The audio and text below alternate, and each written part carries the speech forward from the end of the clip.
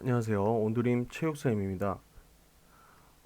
이번 시간에는 악동이라 불리운 남자들, 조금은 악동적인 축구 선수들을 소개해 볼까 합니다. 어, 처음에 선생님이 이 주제를 과연 여러분들에게 소개를 할까 말까 고민을 많이 했었는데, 여러분들에게 조금은 어, 좋은 교훈이 되지 않을까 싶어서 어렵게 주제를 선정해 봤습니다. 한번 오늘 한번 알아보도록 하겠습니다. 자, 더티 플레이의 선수들 유형이 있고요. 그 다음에 자기 관리 실패형의 악동이 있는데 한번 알아보도록 하겠습니다. 자, 첫 번째 선수는 마르코 마테라치라는 선수입니다. 1973년 8월 19일 이탈리아 태생이고요. 현재는 인도 축구리그 첸나이 FC의 감독으로 있습니다. 193cm의 피지컬과 수비력으로 중앙 수비수를 담당하고 있습니다. 거친 몸싸움과 살인적인 태클로 유명한 선수입니다. 선수 당시 인터밀란과 페루자에서 뛰면서 팀마다 트래블 메이커를 자처할 정도입니다. 세계적으로 가장 큰 사건을 보면 2006년 독일 월드컵 당시 결승전. 정규 시간에 승부를 가리지 못하고 연장전으로 돌입을 합니다. 지단과 언쟁하는 장면이 나오더니 지단이 달려가 마테라치 가슴에 박치기를 해버린 사건이 생깁니다. 그 후에 지단의 인터뷰 내용 중 마테라치가 어머니와 누이에게 입에 담을 수 없는 험담과 욕을 했다라고 하였다. 평소 더티 플레이어 유명하다 보니 대중들은 지단의 손을 들어줄 수밖에 없었다. 이 마르코 마테라치라는 선수는 예전에 우리나라 축구 선수였던 안정환 선수와도 같은 팀에 있었습니다. AC 페루자라는 이탈리아 리그에 소속이 돼 있던 그 팀에서 안정환 선수에게 항상 인종차별적인 발언과 굉장한 모욕을 많이 줬다고 해요. 그래서 어떻게 보면 기본적인 인성 자체가 좀 덜 된 축구 선수이지 않았나 싶습니다.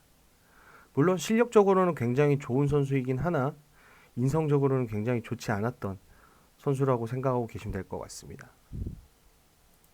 자, 다음으로 페페라는 선수입니다. 1983년 2월 26일 태생, 포르투갈 출신입니다.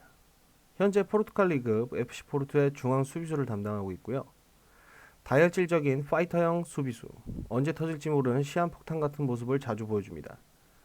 0809 시즌 헤타페와의 32라운드 프란시스코 카스케로를 걷어차고 누르고 밟기까지 하며 동업자적 정신이라고는 1도 찾아볼 수 없는 기이한 행동을 합니다. 이후에 축구협회에 추가 징계가 주어지는데 고작 10경기 출전 정지를 먹게 됩니다. 그럼에도 페페가 레알 마드리드에서 계속 활약할 수 있었던 것은 순전히 뛰어난 수비수로서의 능력 때문이었다. 여기서 선생님이 장면을 좀 보여줄까도 생각을 했었는데 너무 선수로서의 모습도 인간적인 부분에서도 너무 아닌 것 같아서 선생님이 약간 추가적으로 설명만 할게요. 상대방의 공격수가 넘어져 있는데 축구화로 등을 걷어차고요. 축구화를 가지고 누르고 밟기까지 합니다. 상대방의 등과 상대방의 배를. 근데 이제 걷어찬다라고 표현을 선생님이 했었는데 잘 알고 있는 축구화에 대해서 잘 알고 있는 친구들은 알 거예요. 일반적으로 우리가 신고 있는 축구화는 플라스틱 재질의 스터드로 되어 있습니다. 그 스터드 일명 뽕이라고 하죠. 스터드 재질 자체가 플라스틱 재질로 돼 있어서 밟아도 아프긴 하겠지만 그래도 많이 아프진 않습니다. 근데 일반적으로 우리 프로에 있는 축구 선수들은 어, 인조잔디가 아닌 천연잔디에서 뛰다 보니까 천연잔디 특성상 미끄러질 염려를 방지하기 위해서 스틸형 스터드를 사용하고 있어요. 스틸이라 하면 철이라고 하겠죠. 어, 일명 쇠뽕이라고 합니다. 그 쇠뽕을 가지고 밑에 스터드로 등을 걷어차고 누르고 밟기까지 하면서 굉장히 조금은 축구 선수라기보다는 폭력배에 가까운 그런 참 아이러니한 행동을 보여가지고 굉장히 인성적으로도 문제가 많은 선수인 걸로 알고 있습니다.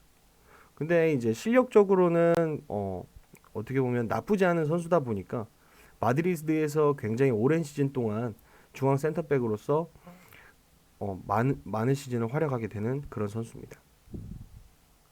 자, 다음으로 조이 바튼이라는 선수입니다. 1982년생이고요. 9월 2일 영국 출신입니다. 현재 플리우드 타운 FC 감독으로 활동 중이면서 뉴캐슬, 퀸스파크, 번리 등에서 선수 생활을 보낸 바트는 블랙번의 에이스 감스트 페르난데스의 복부를 가격하기도 하고 질라탄에게 도발을 하며 필드에서 불필요한 행동을 많이 보여주었다. 맨체스터 시티 시절 팀 동료였던 오스만 다보를 폭행하여 구치소에 수감되기도 했다. 음주운전으로 사람을 치기도 하며 또 다른 싸움꾼 페페에게 트위터를 통해 저격을 하기도 하였다. 이 선수는 어떤 스타일이냐면 그냥 축구 경기하다가 옆에 선수한테 다가가서 욕설은 기본이면서 침도 뱉기도 하고요. 괜히 가서 주먹으로 옆에 있는 사람 복부를 쳐서 쓰러뜨리기도 합니다. 정말 축구 선수가 아니라 축구 선수가 아니라 깡패 같은 느낌의 그런 선수예요. 어떻게 보면 경기 공과는 아무런 관계도 없이 이제 또 선수 외적인 부분에서는 음주운전이라든지 폭행, 그 다음에 이때 당시에 음주운전을 하고 나서도 사람을 이제 폭행하기도 했었고, 그 다음에 뭐 밖에 나가서 굉장히 뭐 고성방가라든지 그런 기본적인 어, 악질적인 행동들을 많이 하고 다녔다고 해요. 뭐 지금은 어떤 선수가 됐는지 어떤 사람이 됐는지 모르겠지만 축구 선수라기에는 너무나도 인성적으로 많이 부족한 선수로 보입니다. 자, 다음으로 나이젤 데용이라는 선수입니다. 1984년 11월 30일생 네덜란드 출신입니다. 현재는 카타르 리그 알 아흘리 SC에서 선수 생활을 이어가고 있습니다. 전투적인 수비와 어마어마한 활동량을 무기로 하는 선수답게 여러 명의 선수를 병원으로 보냅니다. 가장 큰 사건으로는 2010 남아공 월드컵 결승전 사비 알론소를 축구와 스터드로 가격하는 사건이 벌어집니다. 맨시티 시절에는 벤 아르파에게 태클을 가격 종아리 골절을 일으키는 플레이를 보여줍니다. 이후 여러 명의 선수를 부상으로 병원에서 지내게 하게 됩니다. 왼편의 사진을 보면 그때 당시에 2010년 남아공 월드컵 결승전입니다.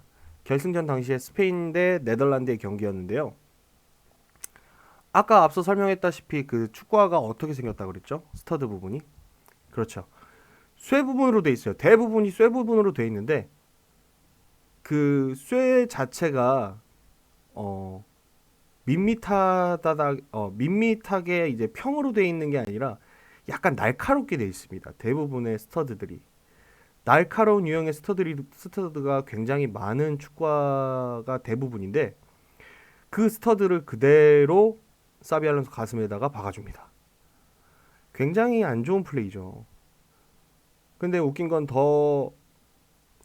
이때 당시에 웃긴 건 경고 한 장 받았습니다. 경고 한 장. 어떻게 보면 퇴장까지도 받을 수 있는 상황이었는데도 불구하고 경고 한 장 받고 경기가 속행이 됩니다.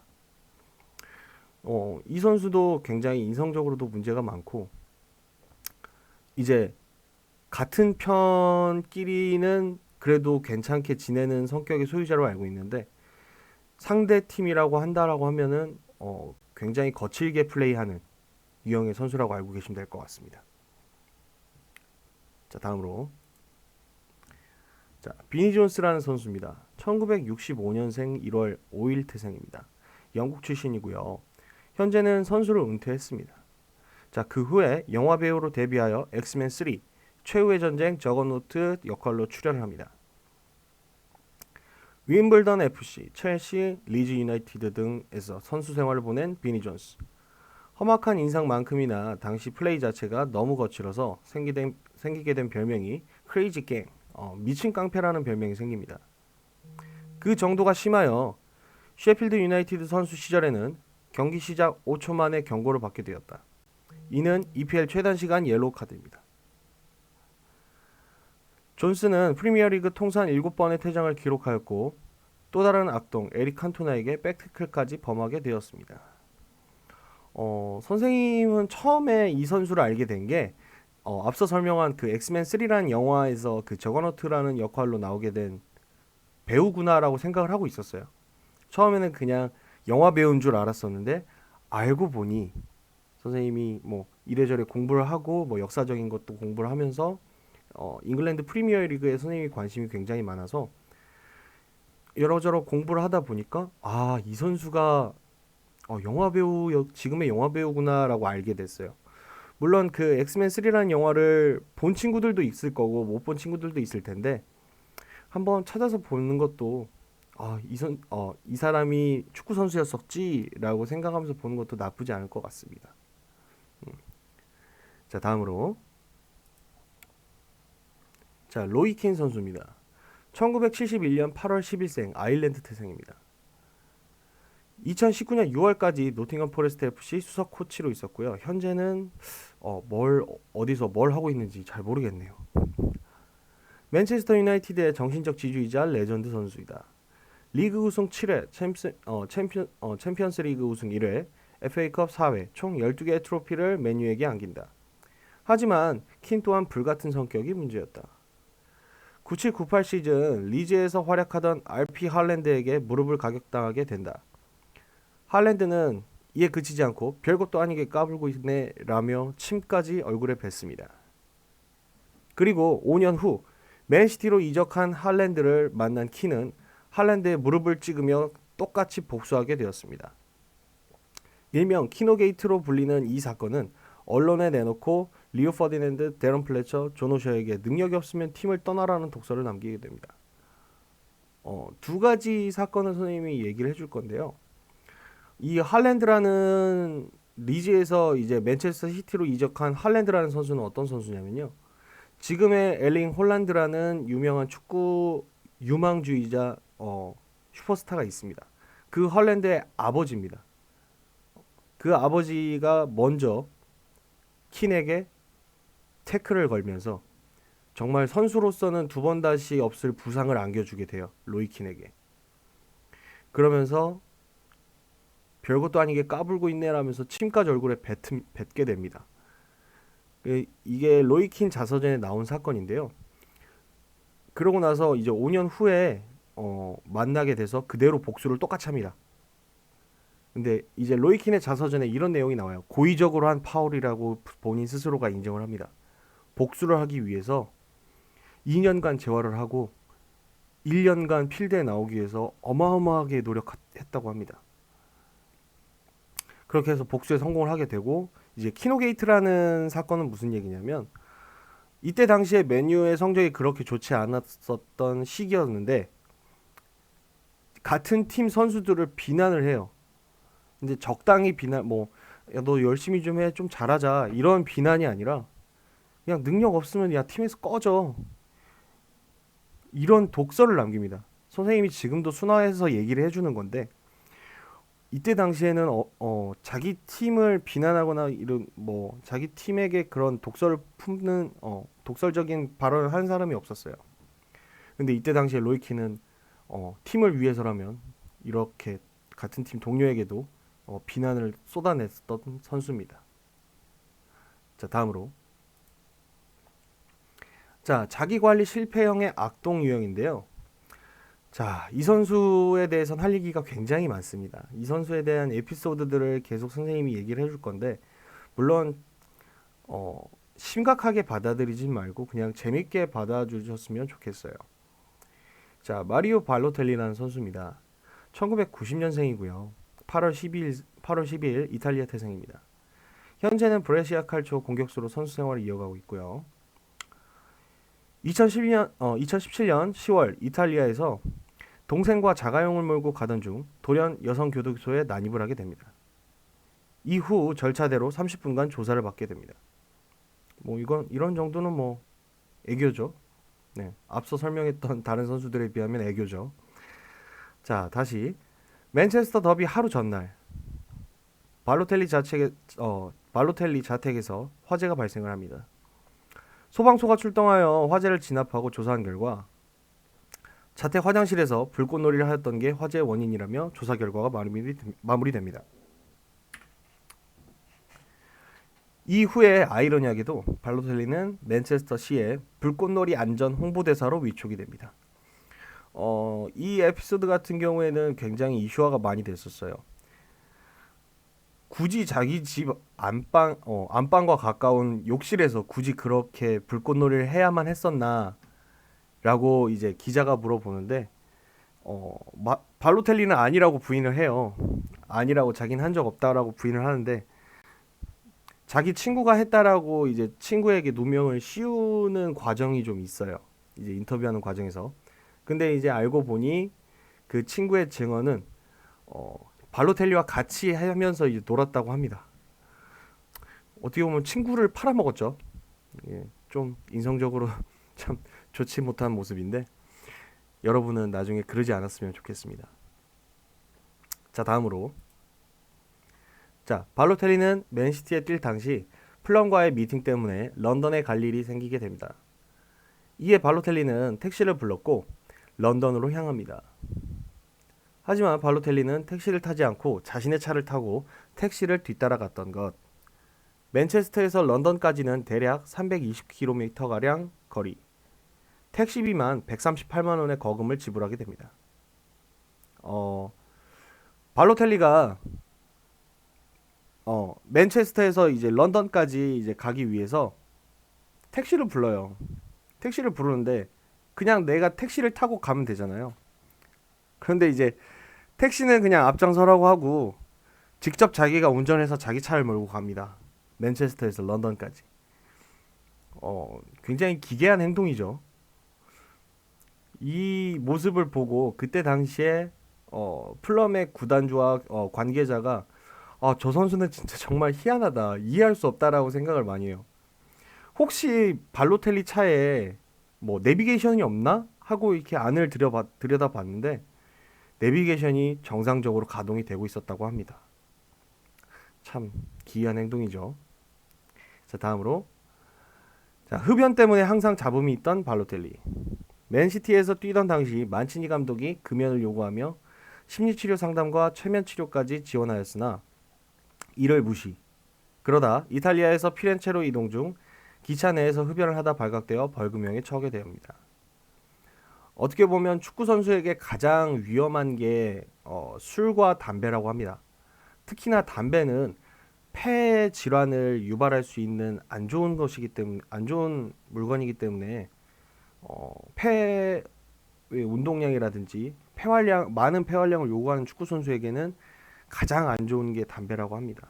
그런데도 이때 당시에 발로텔리는 그런 건 아랑곳하지 않고 그냥 자기 하고 싶은 대로 행동을 해요. 그러나 더 큰 문제는 공공장소인 기차에서 흡연을 하다가 발각이 됩니다. 어떻게 보면 지금 한국의 정서와도 전혀 안 맞는 기이한 행동이죠. 이렇게 상상하면 될 것 같아요. 유명한 축구 선수, 유명한 우리나라의 축구 선수가 같이 지하철을 타고 가고 있는데 지하철에서 담배를 피우고 있어요. 얼마나 황당할까요? 그 모습만 봐도 참 좋지 않은 사람이라고 생각이 들겠죠. 뭐 그 사람이 유명한 축구 선수든 일반 사람이든 여러분은 나중에 그런 공공장소에서 공공 예절을 지키는 학생이 되었으면 좋겠습니다. 자, 다음으로 자, 아까 앞서 왼쪽 사진을 보면 아까 앞서 설명했던 이제 발로텔리라는 선수가 나중에 맨체스터 시티의 맨체스터의 홍보 대사가 된다고 하죠. 이제 불꽃놀이 안전 홍보 대사라고 해서 마리오 발로텔리가 이제 캠페인을 찍는 광고 사진을 선생님이 하나 따왔어요. 어떻게 보면 기이한 행동을 모티브로 안전 홍보 대사까지 위촉이 되니까 참 재밌네요. 네. 자, 견인, 차량 사고, 과속 등 자동차 관련한 사고들을 어마무시하게 많이 저지른 발로텔리. 2013년 5월 밀라노에 위치한 실내 카트 서킷에서 본인의 페라리를 타고 1시간 동안이나 600m짜리 서킷을 반복해서 질주하였다. 발로텔리의 취미는 카트를 타는 게 취미였는데 밀란 이적 당시 계약서에 카트를 타지 않는다는 조건이 있었고 카트를 타지 못해 답답하던 발로텔리는 3억 5천만 원짜리 페라리로 그 작은 서킷을 달렸다고 한다. 여러분들 혹시 그 카트라는 개념의 조그만한 1인용 차를 알고 계신가요? 그 조그만한 그 카트를 타는 서킷은 일반 도로 경주용 F1이라든지 자동차용 경주 도로보다는 굉장히 협소하고 실내용이 많습니다. 어, 그런데도 불구하고 그 실내 안으로 차를 끌고 자기 본인 차를 끌고 가서 서킷에서 미친 듯이 달렸다고 해요. 이제 그 계약 사항을 지키기 위해서 한 행동이라고 하는데 카트를 타지 않는다는 계약 사항 때문에 그 서킷을 달리고 싶은 나머지 3억 5천만 원짜리 페라리로 그 작은 서킷을 달렸다고 합니다. 참 이해할 수 없는 행동이죠. 이렇게 해서 선생님이 오늘 악동이라고 불리는 남자들의 축구 선수들에 대해서 한번 알아봤는데요. 선생님이 이제 왜 이 주제를 여러분들에게 소개하는데 머뭇거렸냐면 축구 선수가 다 이렇지는 않다라는 걸 알려주고 싶어요. 첫 번째로는 축구 선수가 다 이렇지 않다라는 걸 알려주고 싶었고 어떻게 보면 축구뿐만이 아니라 우리가 생활하면서 나쁘게 이미지를 박힌 사람들에 한해서는 아, 저 사람 나쁜 사람이야라는 인식이 분명히 있습니다. 어, 근데 이제 그런 사람들을 손가락질하기보다는 조금은 용서를 베풀 줄도 아는 사람이었으면 좋겠고요. 그리고 여러분들이 저렇게 손가락을 받는 사람이 아니었으면 하는 마음에서 이런 주제를 가지고 선생님이 어, 영상을 제작을 했습니다. 물론 여러분들이 인성적으로 좋은 학생들이고 좋은 사람들이라는 건 선생님이 잘 알고 있습니다. 하지만 이제 기본적인 공공 예절이라든지 나 혼자가 아닌 다른 누군가와 같이 있을 때 조금은 남을 배려할 줄 아는 그런 사람이었으면 좋겠습니다. 선생님이 앞서 설명한 악동, 악질적인 사람보다는 남을 배려할 줄 아는 그런 선한 학생이었으면 좋겠습니다. 설명 들어줘서 고맙고요. 다음 이 시간에 뵙도록 하겠습니다. 감사합니다.